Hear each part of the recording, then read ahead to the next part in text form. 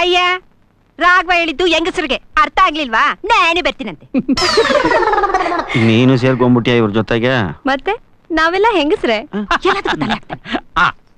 ಇನ್ನೊಂದು ಮುಖ್ಯವಾದ ವಿಷಯ, ನಮ್ಮ ಮನೆಯಲ್ಲಿ ನಡೀತಾ ಇರೋದು ನಮ್ಮ ಮಕ್ಕಳ ಪೈಕಿ ಇದು ಕೊನೆಯ ಮದುವೆ. ಅದ್ದೂರಿಯಾಗಿ ಮಾಡಬೇಕು. ಸುತ್ತಮುತ್ತ ಹಳ್ಳಿ ಜನ ಎಲ್ಲ ಮೂಗಿನ ಮೇಲೆ ಬೆರಳಿಟ್ಕೊಳ್ಳೋ ಹಾಗೆ ಮಾಡಬೇಕು, ಗೊತ್ತಾಯ್ತಾ? ಹಾಗೆ ನಡೆಸಬೇಕು.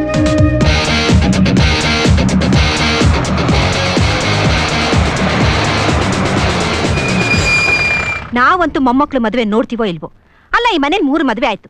ಯಾರಿಗಾರು ಮೊಮ್ಮಗು ಕೊಡ್ಬೇಕು ಅನ್ಸಿದ್ಯಾ? ನೀವೆಲ್ಲ ಏನ್ ಮಾಡ್ತಿದ್ದೀರಾ ಅಂತ ನಮ್ಗೆ ಅರ್ಥ ಆಗ್ತಿಲ್ಲ.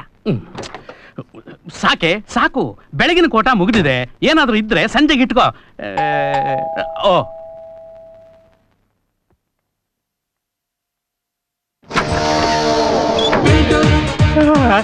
Good morning sir.